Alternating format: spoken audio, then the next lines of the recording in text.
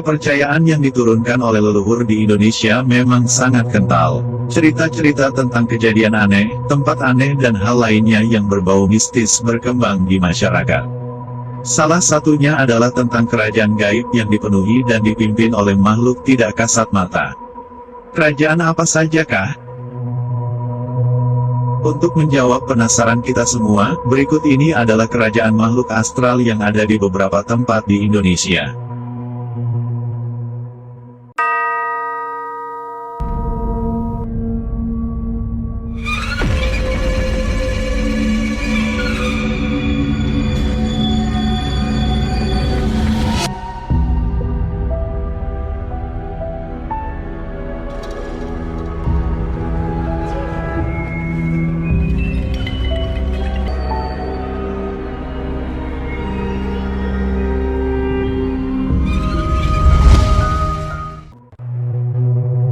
Satu, Kerajaan Gaib Pulau Mas. Indramayu memiliki kerajaan gaib yang berbentuk rawa-rawa. Seorang juru kunci setempat mengatakan, jika orang biasa mungkin hanya bisa melihat rawa-rawa biasa. Namun bagi orang yang memiliki penglihatan khusus, maka ia akan melihat sebuah kerajaan besar dengan tembok kokoh yang terbuat dari emas murni. Kerajaan gaib ini dipercaya dipimpin oleh seorang raja jin yang sangat sakti, bernama Raden Werdinata. Ia didampingi oleh Mahapati tersohor bernama Mahapati Jongkara yang dibantu oleh panglima perang yang diberi gelar Kalasrenggi. Dalam legenda kesaktian Werdinata pernah terbuktikan ketika Indramayu belum berdiri. Saat itu Raden Werdinata perang melawan Raden Wiralodra dan pembantunya Ki Tingkil yang membabat hutan di lembah sungai untuk membuat sebuah kerajaan. Tak terima raja yang menguasai hutan menantang Wiralodra untuk bertarung selama 11 bulan, dengan bantuan raja gaib dari kerajaan lain bernama Kalarengking, akhirnya mereka berdua berdamai dengan syarat Wiralodra harus menikahi putri dari Raja Werdinata. Hingga saat ini, kerajaan gaib Pulau Mas diyakini masih ada dan tetap dipimpin oleh Raja Werdinata. 2. Kerajaan Pangeran Agung Borneo. Di kawasan hutan Kalimantan, di antara pohon-pohon tua berpostur raksasa, kini menjadi pusat dari kerajaan jin. Wilayah kekuasaan mereka sangat luas, hingga memakan separuh lebih daratan Pulau Borneo ini. Gaung kebesaran raja di masa lampau bergelar Pangeran Agung Borneo ini, jauh lebih populer dibanding presiden di Indonesia di alam manusia. Manusia juga tidak ada yang tahu persis, berapa usia dari kerajaan Pangeran Agung Borneo. Namun sudah ada jauh sebelum Kalimantan dihuni bangsa manusia. Anak Dayak pun menjalin persahabatan dengan makhluk gaib. Dan hal itu bukanlah hal yang aneh dari suku pedalaman ini. Mereka punya bahasa sandi tersendiri untuk memanggil makhluk gaib. Mereka cukup menyebutkan beberapa kata ke arah batang pohon tua dan besar. Dan hanya dalam hitungan menit dari dalam batang pohon raksasa itu keluar jin dalam wujud sebaya anak manusia yang mengundangnya. 3. Kerajaan Gaib Alas Purwo. Kerajaan ini dipercaya sebagai kerajaan jin paling besar di daratan Indonesia. Alas Purwo sebenarnya adalah nama kawasan hutan lindung di Banyuwangi, Jawa Timur. Selain memiliki keindahan, tempat ini dikenal oleh warga sangat angker karena kabarnya sering terjadi penampakan-penampakan makhluk tak kasat mata. Peristiwa-peristiwa ganjil lainnya di daerah ini, memunculkan berbagai cerita yang menyebutkan, di Alas Purwo terdapat dimensi lain. Di sana merupakan sebuah kerajaan jin yang menjadi tempat berkumpulnya jin dari seluruh dunia. Cerita ini bukan hasil gurauan semata. Legenda menyebutkan, jika kerajaan ini adalah kerajaan yang telah ada dari zaman kerajaan, di mana para raja-raja zaman dulu bersekutu dengan jin penghuni kerajaan ini untuk mendapatkan kesaktian dan kemakmuran. Banyak pula cerita yang menyebutkan bahwa Alas Purwo merupakan pelarian bagi raja-raja yang tidak percaya pada agama. 4. Kerajaan Gaib Gunung Merapi. Gunung Merapi, terkenal sebagai salah satu dari 10 gunung aktif paling berbahaya di dunia. Di balik kedahsyatannya, ada yang mempercayai bahwa di Gunung Merapi terdapat sebuah kerajaan yang dihuni oleh makhluk astral yang dipimpin oleh Eyang Merapi. Kerajaan ini juga dipercaya membantu kerajaan Mataram dalam menghancurkan sebagian bala tentara kerajaan Pajang dengan hujan abu vulkanik. Beberapa tempat yang diduga menjadi pusat kerajaan gaib ini adalah daerah batuan dan pasir yang terletak di bawah puncak gunung yang disebut dengan daerah Pasar Bubrah. Selain itu, juga terdapat Gunung Wuto. Gunung Wuto adalah gunung yang dipercaya sebagai pintu gerbang utama Keraton Merapi. Gunung Wuto dijaga oleh Nyai Gadu Melati yang bertugas melindungi lingkungan di gunungnya termasuk tanaman serta hewan. Selain itu, di Gunung Merapi juga terdapat banyak hutan yang dinilai angker oleh banyak pihak. Bahkan hutan-hutan tersebut kabarnya digunakan sebagai tempat mengembala hewan gaib. 5. Kerajaan Gaib Paloh. Ada kerajaan gaib yang terletak di Kalimantan Barat, tepatnya di Kecamatan Paloh, Kabupaten Sambas.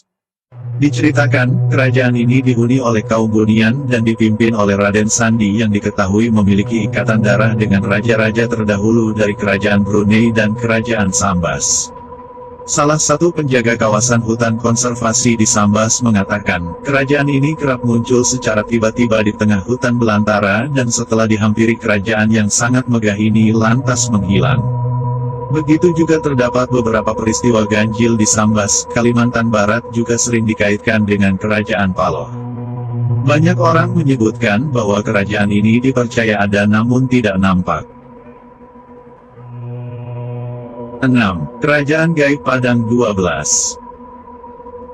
Padang 12 adalah kawasan di daerah Ketapang tepatnya Kecamatan Kendawangan dan Kecamatan Pesanggruhan. Masyarakat di kerajaan-kerajaan ini adalah sebutan orang Bunian atau orang kebenaran. Padang 12 juga merupakan nama yang diberikan masyarakat sekitar karena lokasi yang banyak terjadi peristiwa-peristiwa aneh dan penuh misteri hanya berada di daerah kilometer 12 saja. Sama halnya dengan kerajaan Paloh, kerajaan Padang 12 juga memiliki berbagai cerita mistis yang telah beredar. Banyak orang mengatakan bahwa penghuni kerajaan ini adalah makhluk astral, baik yang mengganggu orang jahat dan membantu orang baik. Selain itu, cerita-cerita yang berkembang juga mengatakan bahwa orang Bunian atau orang kebenaran ini memiliki kekayaan yang luar biasa banyaknya. 7. Kerajaan Gaib Masalembo. Perairan Masalembo berada di tengah-tengah Pulau Bawean, Kepulauan Tengah dan Kota Majene. Di tempat ini, sering terjadi pertemuan arus laut dengan angin kencang sehingga menimbulkan tekanan hebat yang keduanya menjadi penyebab angin tornado, badai ataupun fenomena hurrikan. Di wilayah perairan ini, terkenal angker dan sudah menyebabkan banyak jatuh korban ribuan jiwa. Setidaknya 2 insiden kecelakaan tragis pertama terjadi pada tanggal 27 Januari tahun 1981, yakni peristiwa tenggelamnya kapal Tampomas II dan kapal Laut Senopati Nusantara pada tanggal 29 Desember tahun 2006. Lalu setelah itu, menyusul kapal tenggelam lainnya pada tanggal 1 Januari tahun 2007, kecelakaan pesawat udara Adam Air 574. Kemudian hanya berselang beberapa bulan saja, terjadi lagi tenggelamnya kapal motor Fajar Mas di tanggal 27 Juli tahun 2007.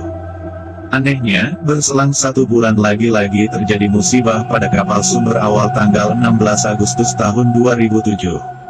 Dan insiden yang terakhir terjadi pada kapal Teratai Prima di tanggal 11 Januari tahun 2009 masih berada di wilayah perairan yang sama, yakni segitiga Masalembo. 8. Kerajaan Gaib Laut Selatan. Keberadaan Ratu Pantai Selatan dan kerajaannya adalah mitos yang hingga masa kini masih banyak diperbincangkan dan menuai kontroversi. Ada beberapa versi yang menceritakan tentang penguasa kerajaan gaib di pantai selatan ini.